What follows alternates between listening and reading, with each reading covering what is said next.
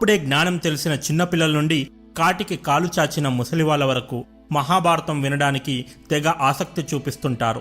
సాక్షాత్తు విష్ణు స్వరూపుడైనటువంటి శ్రీకృష్ణుడు, పంచపాండవులు, కౌరవులు, భీష్ముడు, ద్రోణాచార్యుడు, కర్ణుడు, ఏకలవ్యుడు, కృపాచార్యుడు, అభిమన్యుడు, అబ్బో ఒక్కరేమిటి, మహాభారతంలోని ప్రతి పాత్ర ఒక అద్భుతమే. అందుకే కాబోలు మహాభారతాన్ని ఎన్నిసార్లు విన్నా విసుగు పుట్టదు, మళ్ళీ మళ్ళీ వినాలనిపిస్తుంది. త్రేతాయుగంలో రామాయణం జరిగింది. అందులో శ్రీరామునికి గురువు విశ్వామిత్రుడని మనందరికీ తెలిసిందే. ఇక ద్వాపరయుగంలో మహాభారతం జరిగింది.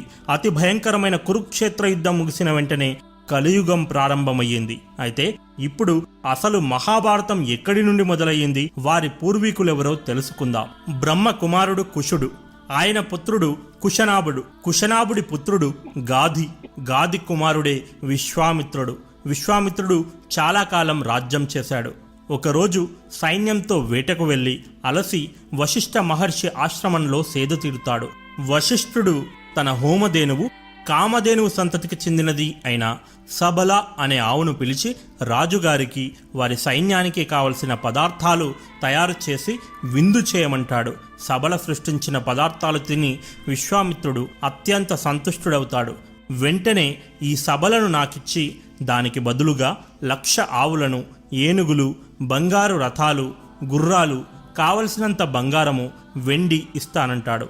వీటిని వశిష్ఠుడు నిరాకరించి మౌనం పాటిస్తాడు. దాంతో విశ్వామిత్రుడు కోపించి వశిష్ఠుడిపై దాడి చేస్తాడు. కానీ వశిష్ఠుడు తన బ్రహ్మదండంతో విశ్వామిత్రుడి సైన్యాన్ని చెల్లాచెదురు చేస్తాడు. దాంతో ఎలాగైనా తాను కూడా దివ్యశక్తులను సొంతం చేసుకోవాలని, బ్రహ్మర్షిగా మారాలని, అప్పటికే తపశ్శక్తితో రాజర్షిగా మారిన విశ్వామిత్రుడు కుమారునికి రాజ్యాన్ని అపజెప్పి అతి భయంకర తపస్సు చేయడం మొదలు పెడతాడు. విశ్వామిత్రుని ఘోర తపస్సుకు ముల్లోకాలు వణికిపోతాయి. ఇంద్రుడు బెంబేలెత్తిపోతాడు.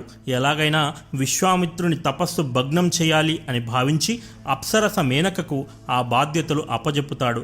అతిలోక సుందరి అయినటువంటి మేనక మాయలో పడి విశ్వామిత్రుడు తపస్సును మరచి రాసక్రీడలో మునిగి తేలుతాడు. అలా విశ్వామిత్రుడు మేనకల కలయిక మూలంగా ఓ పండంటి ఆడ శిశువు జన్మిస్తుంది. వచ్చిన పని అయిపోయింది కాబట్టి మేనక ఆ బిడ్డను విడిచి వెళ్ళిపోయింది.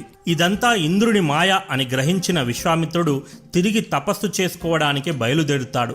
దాంతో ఆ పసిబిడ్డ ఏడుస్తూ ఉండిపోయింది. ఆ బిడ్డ ఏడుపు విని జాలిపడిన శకుంతలములు అనగా పక్షులు తమ రెక్కలను అడ్డంగా పెట్టి నీడను కల్పిస్తూ ఆ బిడ్డను కాపాడతాయి. ఆ మార్గంలో శిష్యులతో వెళుతున్న కణ్వ మహర్షి ఆ బాలికను చూసి తన ఆశ్రమానికి తీసుకుని వెళ్ళి